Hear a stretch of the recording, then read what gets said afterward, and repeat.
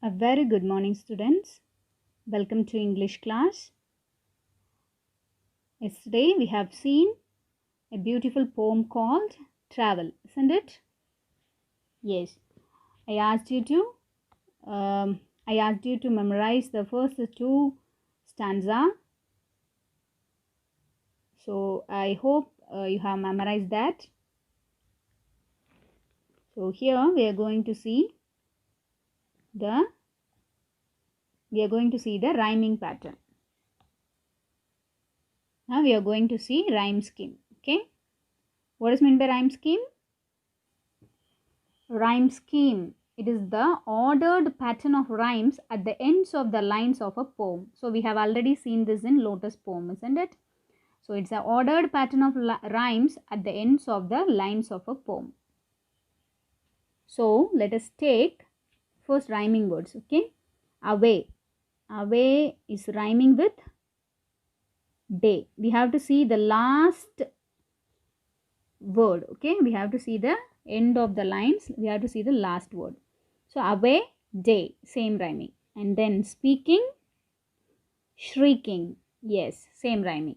Speaking, shrieking, same rhyming, isn't it? And then by, sky.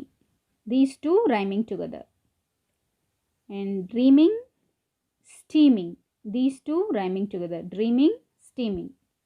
And in the final stanza, make, take, rhyming together. Make, take. Okay.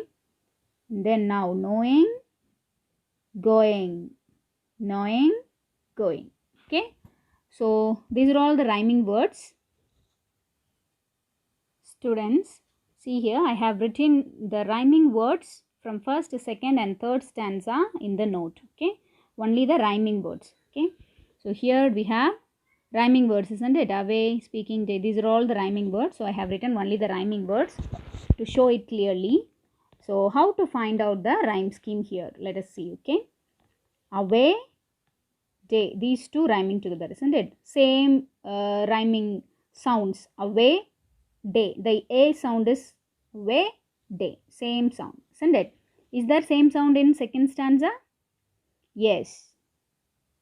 A, by, sky. No, it's not there. And here, no, it's not there. So, away and day are same rhyme. Okay. Or same rhyming words. So, we are pointing it as A. Okay. I am pointing it as A. Next one, speaking, shrieking. The ing sound is same, isn't it? So this is B. This ing sound is not go together with away. So we are pointing it as different letter, that is B. So this is also B. So A, B, A, B. So what is the first stanza rhyme scheme? A, B, A, B. So this is the first stanza rhyme scheme. Okay. Now move on to second stanza. By, sky. Okay, and then dreaming, steaming. These two words rhyming together. Here by, sky. Though here it ends with Y and here also it ends with Y, but it does not go together. Day, by, sky. So day is different pronunciation. By, sky is different pronunciation. So it is different. So we have to put, already we have marked A and B. So after A and B, what we have to write? C. Okay, alphabetical order. C. And this also C. So these two join together and set C. Okay. Next one, dreaming, steaming. Okay. So dreaming, steaming. Here you see speaking, shrieking. So ing words are there. Ing. Ing pronunciation is coming in all the four sentences, isn't it? Ing word, ing pronunciation is, so ing is pronounced in all the four words, isn't it?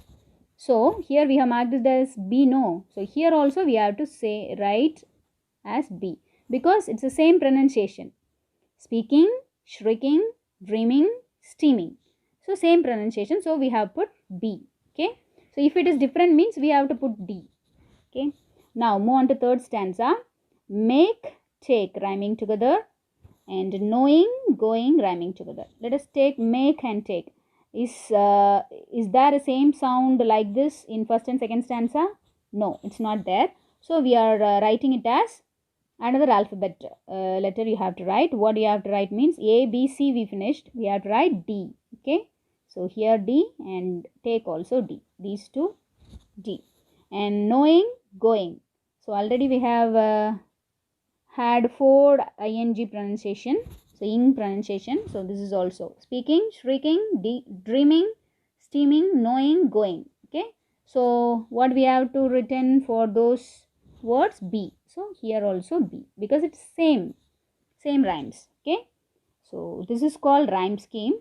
So for first stanza A B, and for second stanza C B, and for third stanza D B. So this is the rhyme scheme. So all together for the whole poem, for the whole travel poem, the rhyme scheme is, I am writing here, the rhyme scheme is, from the first stanza we have to write this. Okay. A B, then second stanza C B, third stanza D B. Okay. So we can put comma. So this is the rhyme scheme. Okay, this is the rhyme scheme for the poem Travel. Okay, did you understand, students? This is the rhyme scheme. Okay, understood? Now we are going to write down the notes for the poem Travel. Okay, so you have to write down the date, poem 2 and travel in your English classwork note. Okay, and Edna St. Vincent Millay. Edna St. Vincent Millay. Okay, and you have to use black and blue. First form letter meanings shrieking. So shrieking is to make a short loud noise in a high voice. So in a high pitch we will shout, no, so that is called shrieking. Okay, then cinders, small pieces of partly burnt wood or coal. Then third one, red on the sky, the cinders glow red as they burn. So it glow red. The cinders means the pieces of wood, no, it glows red if they burnt. Okay, so only 3 meanings, there is no other new words there. So come on to rhyming words. Away, day, speaking, shrieking, by, sky, dreaming, steaming, make, take, knowing, going. Okay. Next, here is your question answers. First question is, in the first stanza, the speaker talks about 2 different sounds. Okay. So, the speaker talks about 2 different sounds. Here is a question. What are these sounds? So, he talked about 2 different sounds. What are these sounds? These sounds are the loud chatter of people and the whistle shrieking, or and the whistle of the train you can write. Okay, you can write in your own words also, and I am giving the suggestion, that's all. So I am giving the suggestion answers. These sounds are the, what are these sounds? Or loud chatter of people, one sound. Next sound is whistle of the train, that is whistle shrieking sound. And from the first question we have B question. Which of these sounds does she actually hear? She actually hears, actually it is in present tense, so we are writing for she, we have to put yes, isn't it? She actually hears the sounds of the people chatting. So which of these sounds does she actually hear? She didn't actually hear the whistle shrieking sound, she just hear only the people chattering sound. It is her imagination. Okay, it is her longing to travel in the train. No, so for her it gives the remembrance of the train sound. Then from the first question, C question, how is it that the other sound appears to ring out so clearly to the speaker even though the source of the sound is nowhere nearby? Actually, the other sound, one sound is people chatting, other sound means the train sound. How is it appears to her clearly? She says that I hear the engine whistle sound of the train, isn't it? So even though there is no source of sound in nowhere nearby, because the train is not going, then how is it possible that she could hear the sound of the train? So we are going to see, the speaker is obsessed with the desire to travel by the train. The speaker is obsessed with the desire to travel by the train. Obsessed with the desire means she was worried with her likes to travel by the train, because she never had a chance to travel by a train, so she was a little bit worried. Okay, desire means his wish, desire means her wish, and because of that she has the whistle of the because of that she hears the whistle of the train. Okay, now second question. So in the first question you have A, B, C, 3 questions. Now second question, what according to the speaker is the night for? What is she doing instead? So according to the poet, the night is for only sleeping and dreaming. But what is she doing instead? Did she sleep and dream? But she sees engine steaming. That is, in her imagination she sees engine steaming and hearing the voice of the and hearing the sound of the train. Okay, so you can add that point too. Then third question, what are the speaker's feelings towards the people who are currently in her life? What are the speaker's feelings towards the people who are currently in her life? The speaker feels warmth towards her current friends in her life. Actually, she has friends in her present life and she feels warmth. Warmth means happy. Okay, meaning is happy. She feels happy towards her current friends. But what she wants to do means, but she wants more good friends in the train that she does not know about them. So actually she does not know about the friends who are traveling in the train. No. So if she had a chance to travel in a train, she can make better or good friends. So this is the feeling about his current people. Okay. Now fourth question, and better friends I will not be knowing. So these lines are from the poem. Okay. And the A question is, who are these better friends? Who are these better friends? We are going to write down. According to the poet, the better friends are that she will be making during the course of her journey. That is when she travels in a train, or when she is in a journey in a train, she can make better friends. B question, what makes the speaker call them better? So why did she call them better? Okay. The speaker is thinking for the future that she might have better friends if she was to get on one of the passing trains and sees herself among new friends she prefers. So what makes the speaker call them better? Why he calls them better means because she doesn't know how they will be.